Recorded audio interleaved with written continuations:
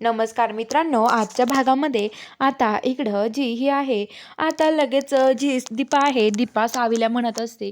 सावी ती धैर्याची वाट बघत असते, कारण की सावीची आई म्हटलेली असते की जेव्हा धैर्य येतील ना तेव्हाच तू इथून जायचं, नाहीतर तुला इथून मी जाऊन देणार नाहीये.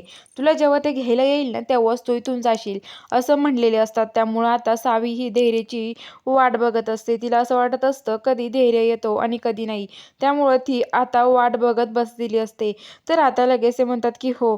तर आता लगेच ती म्हणते की आता किती वेळ वाट बघू मी. तर आता लगेच ते म्हणतात की आता मला किती वेळ, लगेच कधी येतील, आता धैर्य येतील की नाही.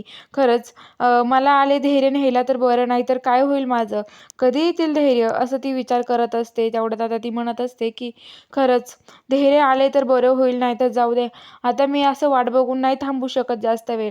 तेवढ्यात आता ते म्हणतात की हे बघा, आता दीपा म्हणते की काय ग सावी, हे बघा वहिनी, तुम्ही असं वाट बघत बसू नका, असं सावीला म्हणते. अहो नाही येणार धैर्य भाऊजी तुम्हाला न्यायला, मी सांगते ना, माझं ऐका तुम्ही, नाही येणार तुम्हाला ते घ्यायला, मला चांगलंच माहिती आहे. अहो कसं काय येतील तुम्हाला ते घ्यायला, आता काही नाही आहे तुमच्यामध्ये, त्यामुळं तुम्हाला नाही येणार ते घ्यायला, तुम्ही टेन्शन घेऊ नका आणि त्यांची वाट बघत बसू नका इथे, असं ते सावीला म्हणते. तर आता सावी म्हणते की मला माहिती धैर्य येणार आहे. तेवढ्यात आता धैर्य म्हणतो कसं काय येणार नाही, मी आलोय मी तर न्यायला तिला, असं म्हणतो. आणि आता धैर्य तिथे येतो. धैर्य आल्यावरती आता जी सावी आहे, ती सावी तर खूप खुश होते. आणि आता धैर्य लगेच सावीकडे येतो आणि म्हणतो की सावी, मी तुला घ्यायला आलो आहे, तू कशाला काळजी करते, असं तो म्हणतो.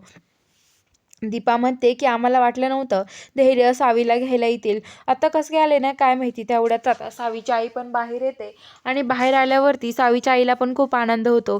तर ती म्हणते की तुम्ही कशाला आला तिथे. तर आता लगेच तो म्हणतो की मला इथून न्यायचं आहे सावीला, मी त्यासाठी इथे आलो आहे, असं म्हणत असतात. तर आता लगेच ते म्हणतात की काय सावीला घेण्यासाठी, अहो तुम्हाला काही कसं वाटत नाही, तिला घेण्यासाठी तुम्ही इथे आलात, तिचा एवढा अपमान करता, तिला घरात तुमच्या मान तरी आहे का हो, आणि का तुम्ही तिला घ्यायला आलात, मी नाही पाठवणार तुमच्याशी तिला. तर धैर्य म्हणतो मी तुम्हाला वचन देतो, सावीला माझ्यासोबत पाठवा. हे बघा, मी सावीला दुःख सुद्धा देणार नाही, तिच्या डोळ्यात पाणी सुद्धा देणार नाही, कायमस्वरूपी तिला खुश ठेवेल, असं म्हणतो. तर आता ती म्हणते ठीक आहे, धर सावी तुझा मोबाईल आणि जा सावी तू आता, असं म्हणते. आणि आता सावी आशीर्वाद घेऊन तिथून जायला निघते. गाडीतून जाताना सावी म्हणत असते माझ्याशी बोलायचं नाहीये का तुम्हाला, नाही तर वचन मोडा, तुम्ही आईला वचन दिलंय सावीला खुश ठेवेल आणि माझ्यासोबत बोलत पण नाहीये तुम्ही. तर आता लगेच धैर्य म्हणतो की हे बघा, मी गाडी चालवतोय, मग बोलायला नंतर. तर आता घरी आल्यावरती इकडं सगळ्या बायका तिथे आलेल्या असतात. सगळेजण सावीच्या माफी मागतात. सावी म्हणते काही माफी मागू नका, होती माणसाकडून चूक, असं म्हणते. आणि आता ते म्हणतात आम्ही तुमची माफी मागण्यासाठी काहीतरी केलं आहे.